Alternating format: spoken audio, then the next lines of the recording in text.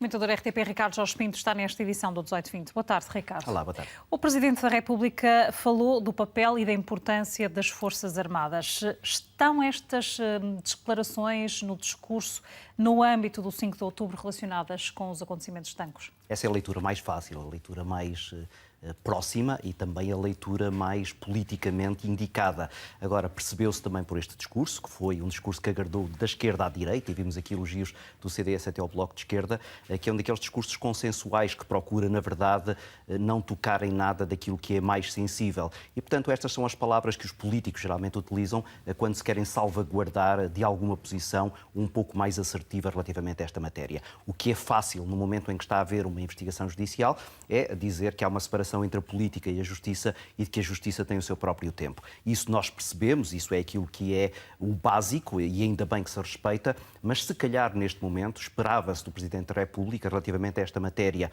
ou a outras, e essa aí é a minha crítica relativamente a este discurso, que houvesse aqui alguma maior consequência em relação à leitura que o Presidente da República faz da atual situação. Ou seja, parece-te insuficiente a referência de Marcelo Rebelo de Sousa ao esclarecimento total e a que se investiga até ao fim e só depois aí falar de responsabilidades? Eu noto aqui é uma discrepância de posições, de atitudes e até de posicionamento, porque eu recordo, a propósito de uma questão bem mais simples que envolvia na altura o Ministro das Finanças, Mário Centeno, Marcelo Rebelo de Sousa chamou ao seu gabinete para o ouvir e saber qual é que era a versão que ele tinha acerca de uma matéria que, como eu disse, não tinha nem de perto nem de longe a sensibilidade desta, concordando até com o Presidente da República relativamente ao respeito que as Forças Armadas devem ter. E não se está a assistir a isso neste momento. Pelo contrário, parece-me que Marcelo Rebelo de Sousa está, como António Costa está, mas percebe-se melhor a posição de António Costa do que a Marcelo Rebelo de Sousa, numa clara tentativa de proteger aquilo que é a estabilidade governativa e, portanto, também, neste caso, de forma muito direta, a posição do Ministro Azeredo Lopes. Ricardo, e a posição de Carlos César sobre esta matéria volta a ser talvez aquela que é mais...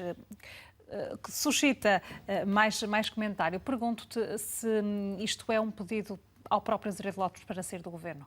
Isto cria um embaraço enorme, desde logo ao Governo, mas também ao Partido Socialista que suporta este Governo. E, portanto, é natural que alguém que tem as responsabilidades de Carlos César, enquanto Presidente do Partido Socialista, sabendo-se que o Secretário-Geral, que é a figura maior, está numa posição governativa, a posição de alguém que está num partido que vai para eleições daqui a alguns meses é, naturalmente, de se livrar de qualquer embaraço. Que já aconteceu no caso de Sócrates. E que já aconteceu noutras situações em que esses elementos que acabam por ser catalisadores de algum descontentamento, desconforto, dúvidas, suspeições, o que quer que seja, obviamente os partidos tendem a tentar retirar isso do seu próprio radar. E é isso que Carlos César, de alguma forma, está a fazer. Eu diria até que acredito que dentro do próprio governo haja quem, neste momento, gostasse que se eliminassem esses corpos que estão a causar desconforto. Agora, já se percebeu que a posição de António Costa, relativamente a este ou a qualquer outro ministro, e recorde-se que, muito recentemente, relativamente ao Ministro da Educação, ou antes ainda ao Ministro da Saúde, cada vez que um ministro é atacado de forma mais intensiva, mais António Costa protege esses ministros. Podemos lembrar de Constância Urbano de Sousa na administração interna aconteceu Exatamente, mesmo. que teve que acabar por ser ela a sair de uma forma mais direta pelos seus próprios pés, antes, ou se calhar sem que António Costa nada tivesse feito para acontecer.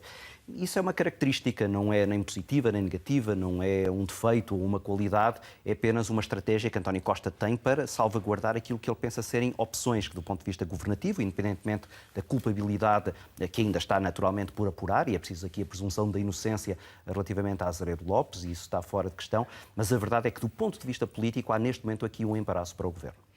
Ricardo, e à luz desse embaraço, que significado pode ter a ausência de Azeredo Lopes da parte da manhã nas comemorações de 5 de outubro? O Primeiro-Ministro justifica com razões pessoais, eventualmente porque quer gozar o feriado, e à tarde também com cerimónias relacionadas com os 3 ramos das Forças Armadas. Para evitar exatamente centralizar as atenções, porque naturalmente estivesse ele presente e as atenções mediáticas, as câmaras da televisão, os microfones, estariam dirigidos para ele. E desse ponto de vista parece-me do mais razoável bom senso a sua não presença, exatamente para evitar essa contaminação de uma cerimónia que tem toda a importância de um 5 de outubro. Mas ainda assim essa situação acaba por não ser exatamente assim, porque a cerimónia ficou marcada. E voltando ainda, e para concluirmos a análise ao discurso do Presidente da República, quando o próprio fala da República e da democracia, vês alguns recados concretos deixados pelo Presidente?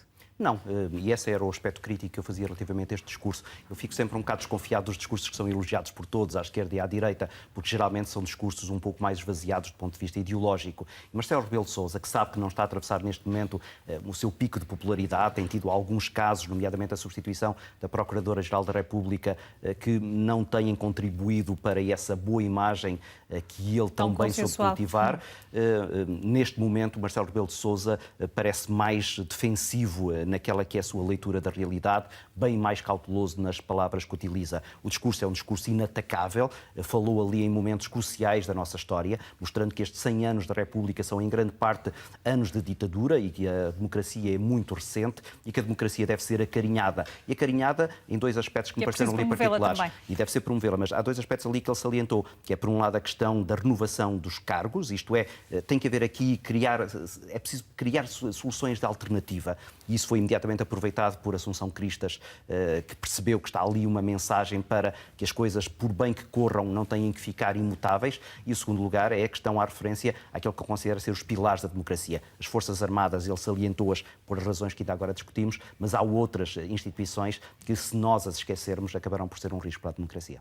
Ricardo Jorge Pinto, concluímos a análise. Obrigado. Obrigada.